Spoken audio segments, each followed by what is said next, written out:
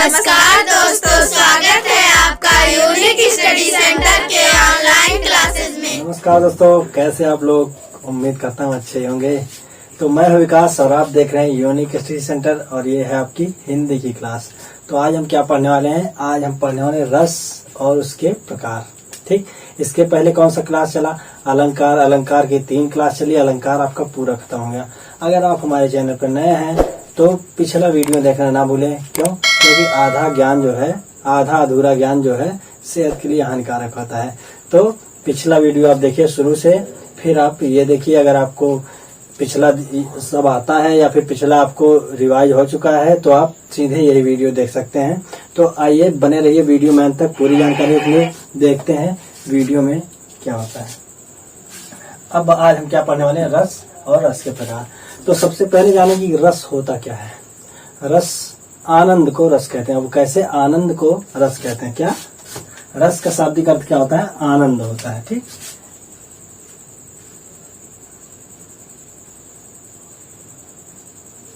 अब देखिए कैसे किसी काव्य को हमने बताया था ना कि जैसे कोई कवि है, कोई भी है, ठीक, अगर वो मन में जो विचार उत्पन्न हो रहे हैं उनको जब लिखित रूप दे देता है तो काव्य हो जाता है। और काव्य के संग्रह को साहित्य कहते हैं। जो किसी भाषाई साहित्य बन जाता है तो भाषा का, जैसे हिंदी साहित्य, उर्दू साहित्य जो भी हो, वो भाषा के आधार पर साहित्य बन जाता है। तो किसी काव्य को पढ़ते, सुनते या फिर लिखते समय जो आनंद की अनुभूति होती है, जो हमें आनंद प्राप्त होता है, उसे ही हम क्या रस कहते हैं। ठीक, तो क्या रस का शाब्दिक अर्थ हो गया आनंद। ठीक, किसी का परिभाषा क्या हो गया?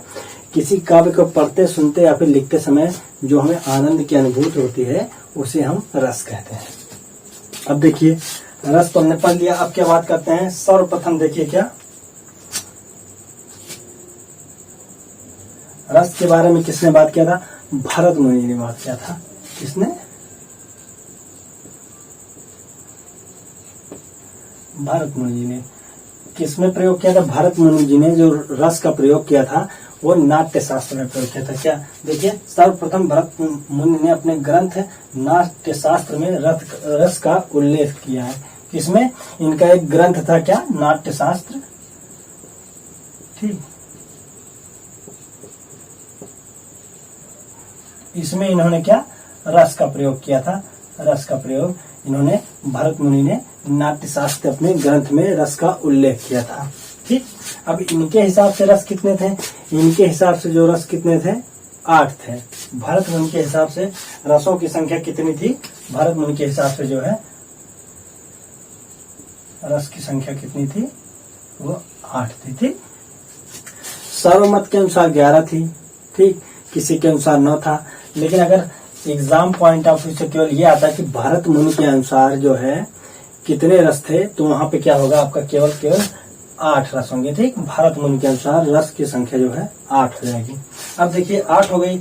और भरत मुनि ने अपने रस सूत्र में अस्थाई भाव का उल्लेख नहीं किया। ठीक, इन्होंने क्या, अभी हम आगे पढ़ाएंगे जो अस्थाई भाव, विभाव, अनुभाव, संचारी भाव आएगा, तो उसमें क्या इन्होंने अपने में क्या अस्थाई भाव का उल्लेख नहीं किया है। ठीक, अस्थाई भाव का उल्लेख इन्होंने नहीं किया है। ठीक, तो क्या पढ़ लिया हमने? भरत मुनि ने अपने ग्रंथ नाट्य शास्त्र में सर्वप्रथम रस का उल्लेख किया है। इनके अनुसार रस की संख्या कितनी? 8 होती है। और इन्होंने अपने उसमें क्या अस्थाई भाव का उल्लेख नहीं किया है। तो हमने इतनी जानकारी ले ली क्या भरत मुनि से जुड़ी और उनके रस से। और देखिए, नाटक सर्वमत के अनुसार हमने आपको बता ही दिया है। ठीक, सर्वमत के अनुसार हमने आपको क्या बता दिया?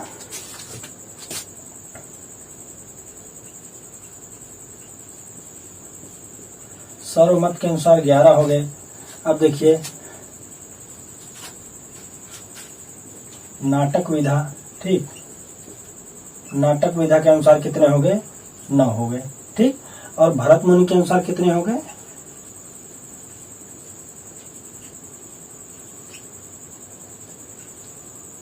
भरत मुनि के अनुसार 8 हो गए। ठीक, तो ये तीनों आपको याद रखना है, क्योंकि एग्जाम पॉइंट ऑफ व्यू में, एग्जाम में जब आप देखेंगे तो सबसे ज्यादा कंफ्यूजन यही करता है। कभी कभी पूछ लेगा कि अगर केवल और केवल रसों की संख्या पूछता है कि कितने रस होते हैं, तो आप हमेशा सर्वमत के अनुसार देंगे। ठीक, सर्वमत के अनुसार क्या देंगे कि जब भी पूछेगा कि आपका रसों की संख्या है, क्या पूछ लेगा? जब पूछेगा आपकी रसों की संख्या कितनी है, ठीक। तो आप सर्वमत के अनुसार जो है वो बताएंगे। लेकिन जब वो पूछ लेगा एग्जैक्टली खुद पूछेगा कि नाटक विधा के अनुसार क्या है या फिर सर्वमत के अनुसार क्या है, भारत मूल के अनुसार क्या है, तो ही आप ये जवाब देंगे। लेकिन अगर वो केवल पूछता है रसों की संख्या कितनी है, तो आप वहां पे क्या 11 बताएंगे, ठीक। तो इतना आपका कंफ्यूजन क्लियर हो गया यहाँ पे। अब देखिए रस को क्या कहते हैं। तो रस को देखिए क्या कहते हैं। रस को जो हम बोलते हैं वो काव्य की आत्मा बोलते हैं। और वहां अलंकार के क्या बोले थे, काव्य का आभूषण बोले थे, ठीक। क्योंकि वो शोभा बढ़ाता है, वहां पे अलंकृत करता है। तो वहां पे हमने अलंकार को क्या बोला था, काव्य का जो है शोभा बढ़ाता है या फिर काव्य का जो है अलंकृत करता है। तो वहां पे जो आपका हो जाएगा क्या, अलंकार का हो जाएगा। और यहाँ पे रस का क्या होगा, ये आपकी काव्य की आत्मा है, ठीक। और देखिए क्या होता है, इसे काव्य का प्राण तत्व भी कहते हैं। क्या कहते हैं, काव्य का प्राण तत्व भी कहते हैं, ठीक। तो ये भी बहुत पूछा जाता है आपका, ये बहुत पूछा जाता है, ये भी बहुत पूछा जाता है। रस को क्या कहते हैं, काव्य की आत्मा या फिर काव्य का प्राण तत्व कहते हैं। और अलंकार को काव्य का आभूषण कहते हैं। रसों की संख्या जो है 11 होती है, सर्वमत के अनुसार 11 होती है, नाटक विधा के अनुसार 9 होती है, और भारत मूल के अनुसार कितने रस हैं, 8 रस है टोटल, ठीक। तो इतना हमने बात कर लिया। रस के बारे में हमने बेसिक जानकारी ले ली, कैसे कहाँ से आया, किसके अनुसार कितना है और इसे क्या कहते हैं, ठीक। तो इतना हमने रस के बारे में जान लिया। अब हम क्या बात करेंगे, रस के अवयव, ठीक। रस के अवयव मतलब रस किन अवयव से मिलकर, रस के भाग क्या है कि किससे मिलकर वो बना होता है, ठीक। तो हम रस के अवयव के बारे में बात करेंगे।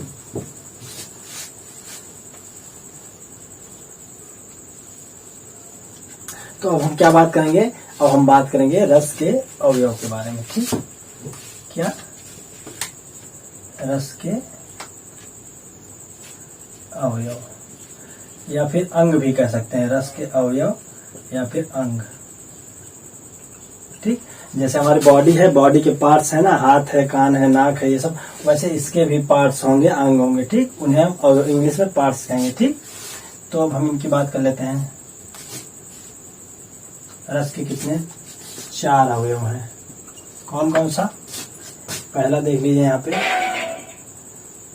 अस्थाई भाव। पहला आपका अस्थाई भाव हो गया, फिर विभाव हो गया, अनुभाव हो गया,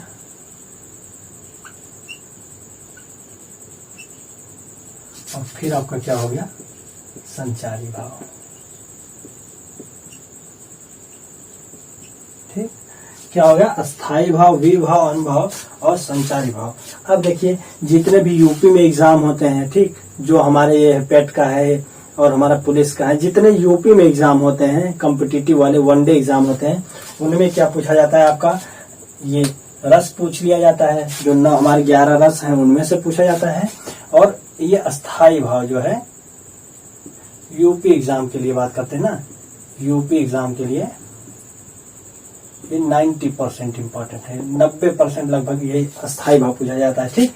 और हमारे जो टीजीटी पीजीटी तैयारी करते हैं उनमें काफी डिटेल में आता है, तो उनके डिटेल में क्या अनुभाव, संचारी भाव, ये सब भी आ जाता है, ठीक।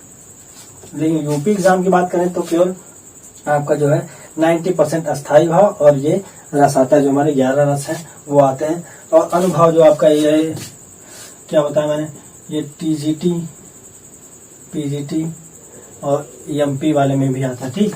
एमपी का जो एसआई है उसमें बहुत पूछा जाता है, ठीक, उसमें बहुत ज्यादा पूछा जाता है ये। अब देखिए इतना तो आप जान लिए, ठीक। अब हम बात करते हैं आगे अस्थाई भाव के बारे में। अस्थाई भाव क्या, अस्थाई, इसके नाम में क्या, अस्थाई, जो हमारे हृदय में सदा के लिए विराजमान रहता है, ठीक। शुरू से होता है और जन्म से लेकर मृत्यु तक होता है, ठीक। हमेशा अस्थाई रहता है, हमारे हृदय में हमेशा अस्थाई रहता है, उसे हम अस्थाई भाव, इस भाव को जो है हमेशा यहाँ हृदय में ये भाव हमेशा रहता है। समझ में आया। तो ये भाव क्या है, अस्थाई भाव है, हमेशा अस्थाई रहता है। अगर कोई कह दे नहीं ये भाव हमारे अंदर नहीं है, तो नहीं, ऐसा नहीं, तो उसको डॉक्टर की जरूरत है, क्योंकि ये भाव हमेशा उसके अंदर रहता है। हाँ, बस इतना है कि एक बार में एक ही भाव रहता है, क्योंकि हंसी का भाव है तो दुख नहीं रहेगा, फिर दुख रहेगा तो हंसी नहीं रहेगी, रो रहा है तो कोई हंस नहीं सकता, एक साथ दो नहीं कर सकता, ठीक। तो एक बार में एक ही भाव रहेगा। वो ये कह सकता है कि एक बार में एक ही, लेकिन ये नहीं कह सकता कि मेरे अंदर ये भाव नहीं, क्योंकि समय समय आने पर, वक्त बदलने पर वो भाव आ जाते हैं अपने आप, ठीक। तो अब अस्थायी भाव देख लेते कौन कौन से हैं, एक एक करके हम बात करेंगे उनके बारे में। अब देखिए अस्थायी भाव कौन कौन से हैं हमारे। पहले तो इसकी परिभाषा देखिए, किताबी परिभाषा क्या है, हमारे हृदय में सदा सर्वदा से विराजमान रहने वाला भाव, ठीक। सदा हृदय में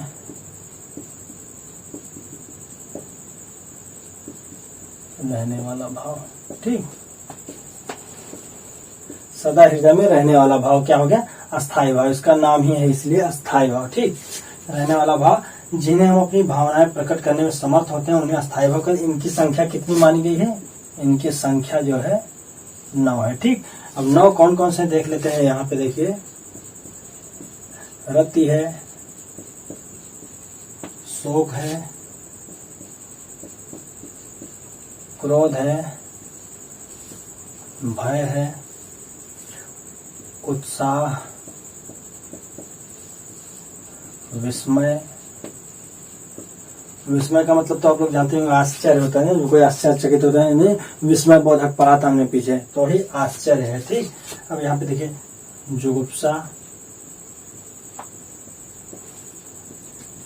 निर्वेद।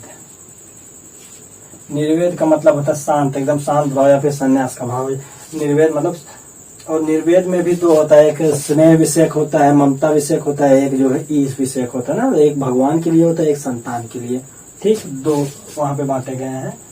तो और यहाँ पे क्या कह सकते हैं,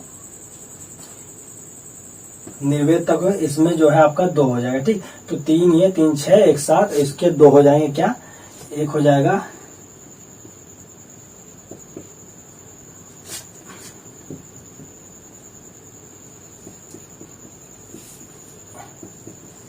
एक ईश विषयक हो जाएगा और एक आपका हो जाएगा संतान विषयक, ठीक। आपका निर्वेद में हो गया। और फिर जो रति वाला हो गया, ये रति का भाव, तो इसमें देखिए क्या हो गया, इसके 2 पार्ट और हो गए, एक ईश विषयक रति है, एक संतान विषयक रति है, ठीक। तो आपके ये हो गए, ठीक।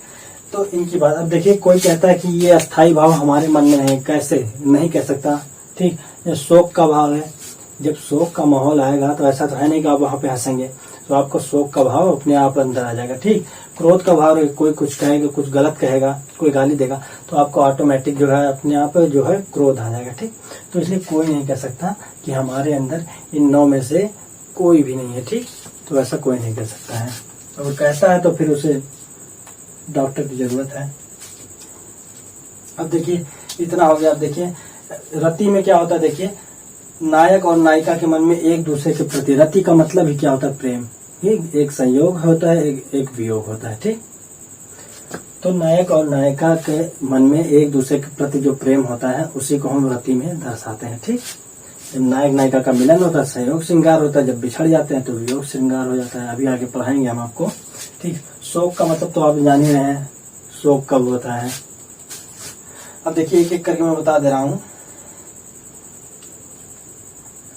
रति हो गया, शोक, एक और आपका छूट गया है यहाँ पे, हास। हास मतलब हंसने वाला, हास्य रस, ठीक। और हास में क्या हो जाएगा, जब किसी को देखकर या सुनकर मनुष्य को हंसी आती है तो उसे हास कहते हैं। शोक का हो गया, प्रिय वस्तु या व्यक्ति के नष्ट हो जाने पर या फिर बिछड़ जाने पर, जो बिछड़ जाने का मतलब क्या, जो कभी वापस लौट के ना आए। शोक हम किसके लिए मनाते हैं, जो कभी वापस नहीं आता है, ठीक। मतलब चला गया तो वापस नहीं आएगा, तो वहां पे शोक का भाव हो जाएगा, ठीक। भय मतलब जब किसी चीज से डर लगे। उत्साह मतलब किसी चीज को पाने के लिए बहुत, कोई चीज मिल गया अचानक से, बहुत उत्साहित हो जाते हैं। ऐसे ही आपका निर्वेद की बात कर लेते हैं। देखिए आपको यहाँ पे थोड़ा सा, जब सांसारिक विषयों के प्रति वैराग्य मतलब संन्यास की भावना, जब संन्यास या वैराग्य की भावना मन में जागती है तो वो क्या हो जाता है, वो निर्वेद में आ जाता है, ठीक। अब कोई कहेगा मेरे अंदर संन्यास की भावना नहीं है, क्यों, कभी कभी ऐसा माहौल आ जाता है कि आपके मन में विचार उठ ही जाता है, यार काश सन्यासी बन जाता, ठीक। तो वहां पे मन में भाव आया ना, आप भले करें नहीं, लेकिन एक क्षण के लिए मन में आपके वो आ ही जाता है, ठीक। तो वहां पे क्या निर्वेद क्या हो गया, संन्यास की भावना से लेकर हो गया। अब संतान विषयकृत, जब किसी बालक या बच्चे के प्रति मन में प्रेम होता है तो संतान विषयकृत होता है, और जब देव या फिर भगवान के प्रति होता है तो वहां पे ईश विषयकृत हो जाता है, ठीक। तो हमने क्या अस्थाई भाव के जो हमारे 9 पार्ट हैं उनके बारे में हमने जान लिया, ठीक। अब हम क्या बात करेंगे, अब देखिए, और हमने क्या बताया था, एक समय में एक ही भाव रहेगा, नहीं, एक समय में सारे भाव नहीं आ सकते हैं। आप रति में है तो रति में रहेंगे, प्रेम में रहेंगे, शोक में क्रोध में तो क्रोध में, ह्रास में मतलब हास्य में है तो हास्य में रहेंगे, भय में है तो भय में, मतलब एक समय में एक ही रहने वाला है, ठीक। अब हम क्या बात करते हैं, अब हम बात करके विभाव की बात करेंगे। अब देखिए, इसको हम मिटा देते हैं तभी आपको समझा पाएंगे, कभी लंबा थोड़ा। अब देखिए, विभाव की बात करेंगे तो आपके यहाँ पे ये लिखा रहने देखिए, अस्थाई भाव क्या 9 प्रकार के होते हैं, ठीक। अब विभाव की बात करते हैं, देखिए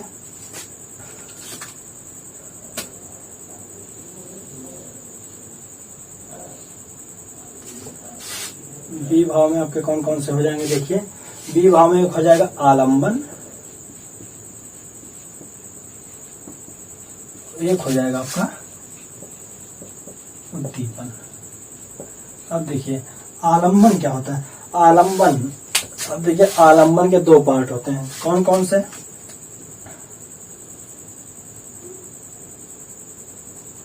एक आपका होता है आश्रयालंबन, एक होता है विषयालंबन।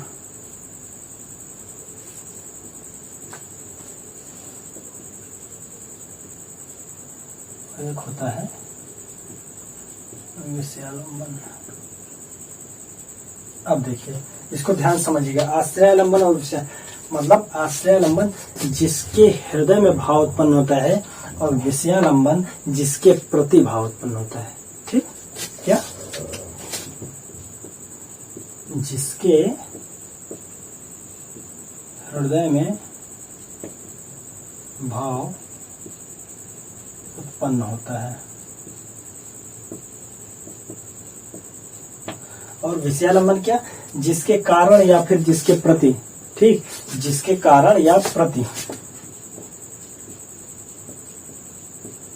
जिसके कारण या प्रति भाव उत्पन्न होता है।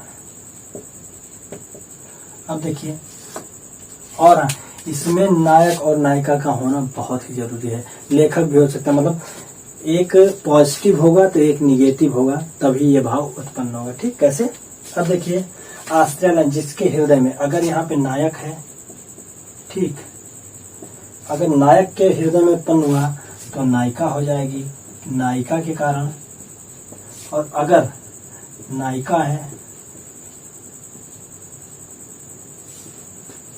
तो नायिका के मन में नायक के प्रति उत्पन्न होगा, ठीक।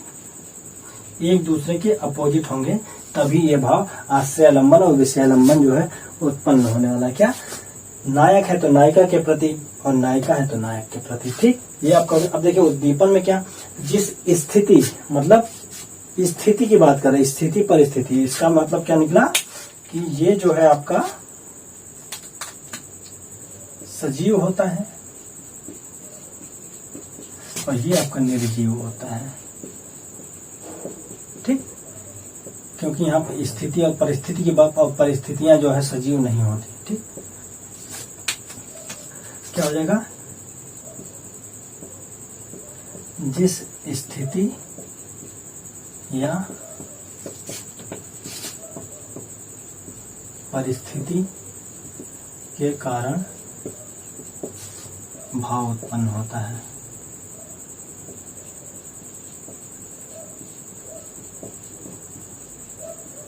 अब देखिए, वो स्थिति परिस्थिति क्या हो सकती है, कोई भी हो सकता है। जैसे देखिए चांदनी रात हो सकता है, ठीक, चांदनी रात, बरसात का मौसम, ठीक, बारिश हो सकता है, या फिर हवा का झोंका हो सकता है, ठीक। क्या हुआ, चांदनी रात हो गया, वर्षा हो गया, हवा का झोंका हो गया, कोयल की कूक हो सकती है,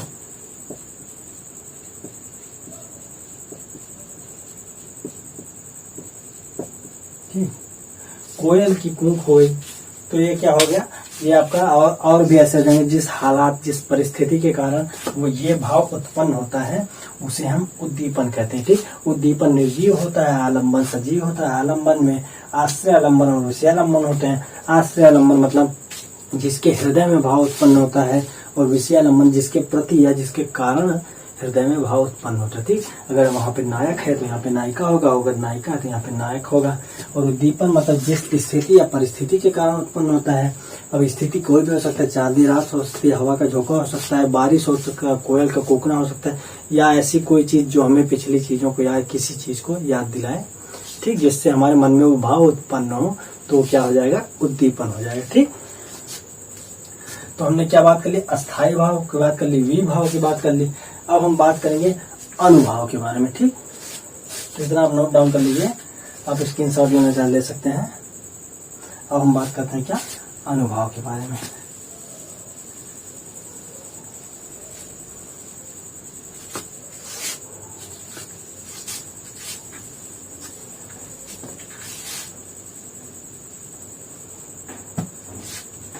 तो आइए देखते हैं अनुभाव क्या होता है। अब देखिए अनुभाव क्या है, आश्रय आलम्बन की चेष्टाएं अनुभाव के अंतर्गत होती हैं। ठीक, आश्रय आलम्बन की चेष्टाएं अनुभाव के अंतर्गत, अर्थात आश्रय की वो क्रियाएं जिनसे पता चलता है कि हृदय में कौन सा भाव, मतलब क्रिया और प्रतिक्रिया की वो भाव उत्पन्न हुआ है, हमें कौन सी क्रिया और प्रतिक्रिया करनी है, तो उससे हमें अनुभाव का पता चलता है। ठीक, तो क्या बोला, आश्रय आलम्बन की चेष्टाएं,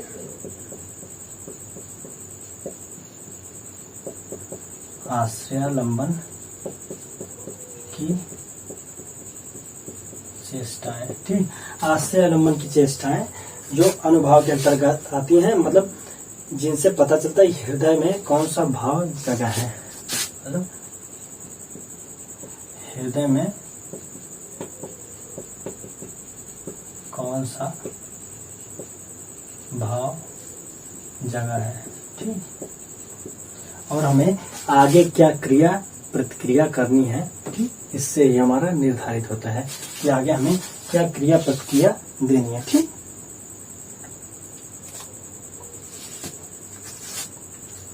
ब्रैकेट में ले लीजिए यहाँ पे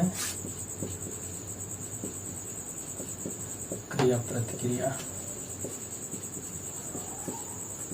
ठीक,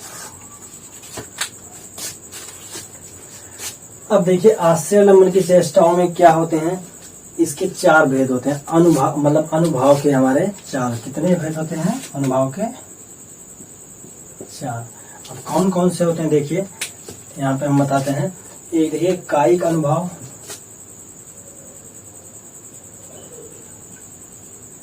एक हो गया कायिक, एक हो गया वाचिक।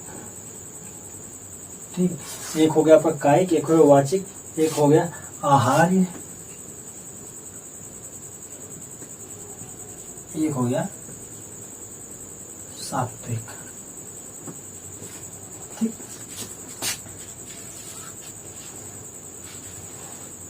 अब देखिए कायिक अनुभाव क्या होता है, शरीर के अंगों द्वारा उत्पन्न, मतलब शरीर के किसी भी बॉडी पार्ट या फिर शरीर के किसी भी अंगों द्वारा उत्पन्न जो होता है, जो हमारे आश्रयालंबन की चेष्टाएं उत्पन्न होती हैं, जिससे हमें पता चलता है क्या क्रिया प्रतिक्रिया देनी है, वो हमारा क्या हो जाता है, कायिक अनुभव। ठीक, तो क्या हो गया,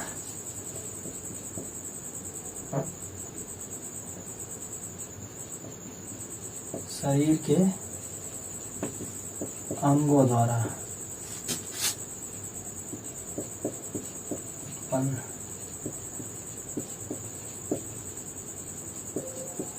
ठीक, क्या शरीर के अंगों द्वारा उत्पन्न चेष्टाएं। अब वाचिक देखिए, वाचिक वाचिक मतलब बोलना। ठीक, वाणी के द्वारा, वाणी के द्वारा उत्पन्न।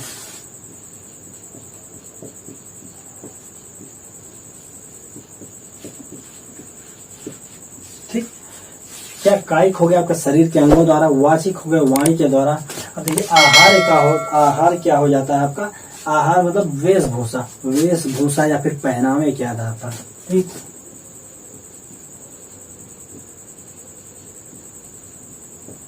वेशभूषा के द्वारा उत्पन्न चेष्टाएं। ठीक, अब देखिए क्या हो गया, कायिक मतलब शरीर, वाचिक मतलब वाणी, आहार मतलब वेशभूषा हो गया, और सात्विक का मतलब सत्व के योग से उत्पन्न चेष्टा है। सत्व के योग मतलब जिन पे हमारा कोई बस नहीं चलता है। ठीक,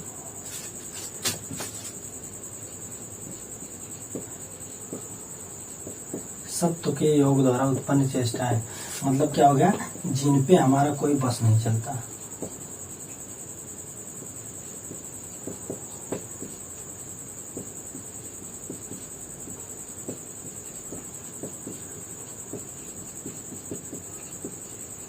ठीक, तो आपका हो गया क्या, ये हो गया आपका सात्विक।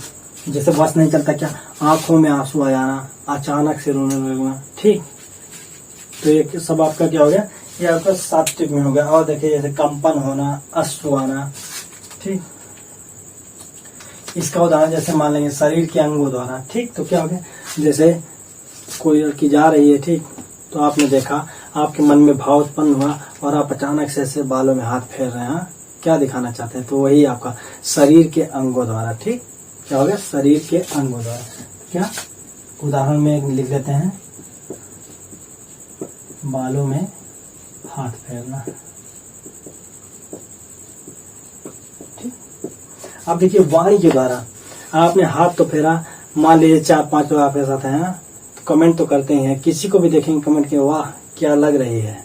तो क्या हो गया आपका, एक तो बालों में हाथ फेरा आपने, वहां पे शरीर के अंगों द्वारा हो गया, एक जो आपका हो गया क्या, वाणी के द्वारा। ठीक,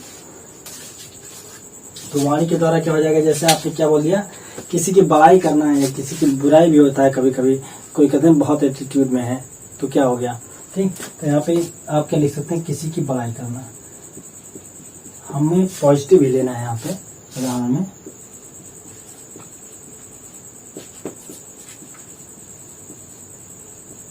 ठीक, अब देखिए वेशभूषा, जैसे जोकर को देखा आपने ना, घुघराले बाल लगा लेता है किसी को हंसाने के लिए, बड़ी नाक रख लेता है, मतलब वो अपने वेशभूषा के द्वारा। ठीक, जोकर, तो यहाँ पे लिख लिए क्या, जोकर।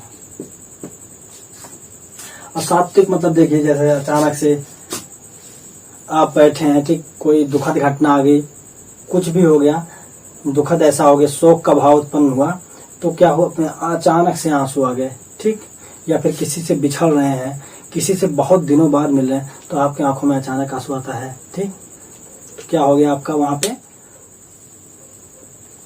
आपका हो गया सात्विक, मतलब वहां पे हमारा बस नहीं चलता कि उस आंसू को हम रोक ले, उस कंपन को हम रोक लें। ठीक, अब यहीं पे जैसे आप एक है, अभी हम संचारी भाव जब बता देंगे, उसके बाद आपको एक छोटी सी कहानी बताएंगे जिससे आपको ये पूरा भाव समझ में आ जाएगा। ठीक, तो हम बात करेंगे क्या, संचारी भाव की। तो अब यहाँ पे क्या हो गया आपका, स्थायी भाव हो गया, विभाव हो गया, अनुभाव हो गया। अब हम बात करेंगे संचारी भाव के बारे में। अब देखिए संचारी भाव होता क्या है, संचारी भाव के बारे में ही जान लेते हैं।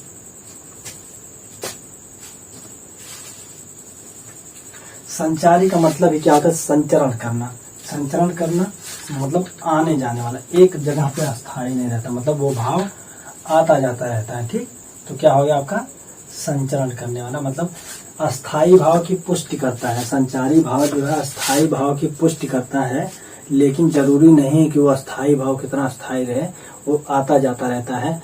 और ये भी जरूरी नहीं कि ये सारे भाव जितने भी संचारी भाव के प्रकार हैं वो किसी मनुष्य के हृदय में हो, कुछ हो भी सकते हैं, कुछ नहीं भी हो सकते हैं, कुछ समय समय पर आ जाते हैं, कुछ समय समय पर चले जाते हैं। ठीक, तो क्या होगा, वो संचरण करने वाला हो गया। ठीक,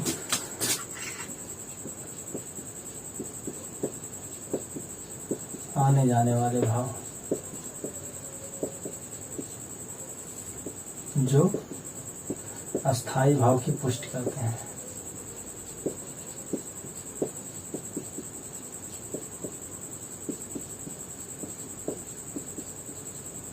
अब देखिए संचारी भाव होते कितने हैं, संचारी भाव जो 33 होते हैं। ठीक, 33 संचारी भाव होते हैं। कितने, 33।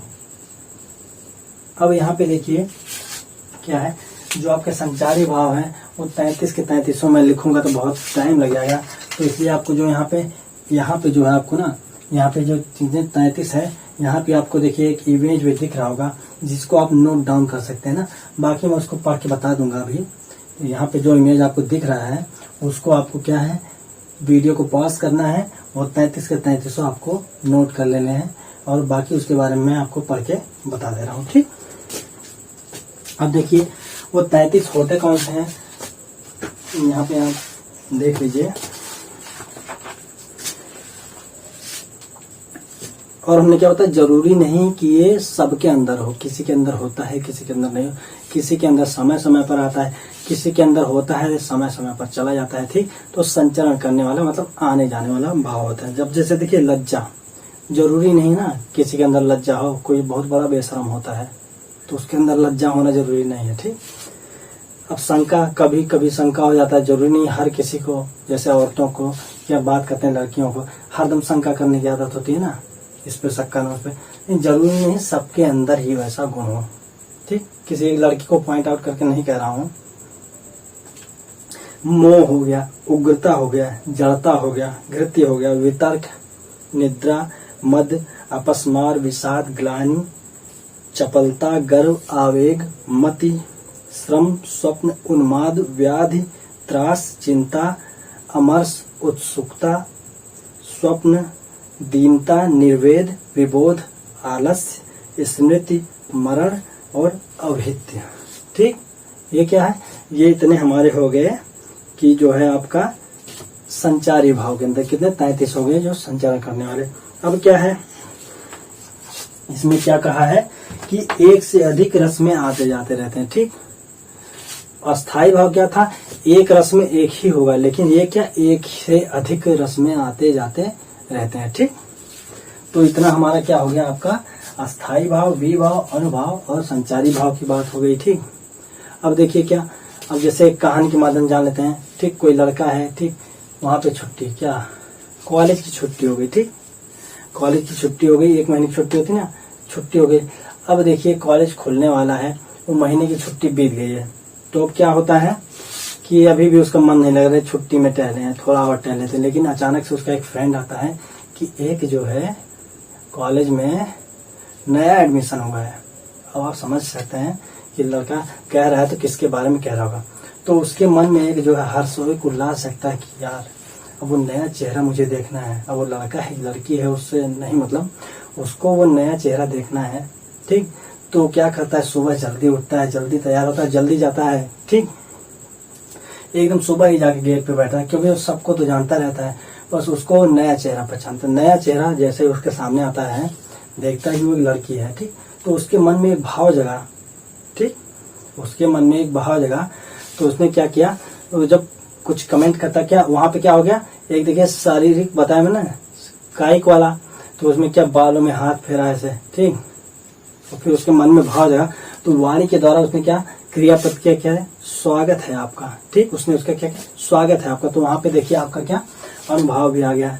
अब देखिए संचारी भाव आने जाने, उसके प्रति कुछ भी हो सकता है। ठीक, आने जाने वाला हो सकता है वो शर्मा गया हो, ठीक, थोड़ा शर्मा गया हो, तो वहां पे संचारी भाव भी आ गया। तो यहाँ पे ऐसे आपकी क्या अस्थाई भाव, विभाव, अनुभाव, संचारी भाव की पुष्टि होती है। वो जब हम आपको रस पढ़ाएंगे तो उसमें बता देंगे। ठीक, तो यहाँ पे हमने क्या बात किया, रस की बात की, रस के अवयव की बात की। अब हम जो है अगली वीडियो में आपको रस के 11 प्रकार हैं वो हमको पढ़ाएंगे। तो बाकी अगर वीडियो में आप नए हैं तो हमारा वीडियो शुरू से देखिए, वर्णमाला से लेके अब तक देखिए, तभी आपको जो है बढ़िया से समझ में आने वाला है। बाकी आप जो है वीडियो को शेयर, सब्सक्राइब और लाइक करना ना भूलिए। और कुछ भी डाउट होता है आप वीडियो को एक बार और देखिए रिवाइंड करके, बाकी हमारे कमेंट सेक्शन में कमेंट कर सकते हैं। ठीक दोस्तों, तो मिलते हैं अगली वीडियो में एक नए जोश, नए उमंग के साथ और नए टॉपिक के साथ। तब तक के लिए जय हिंद, वंदे मातरम।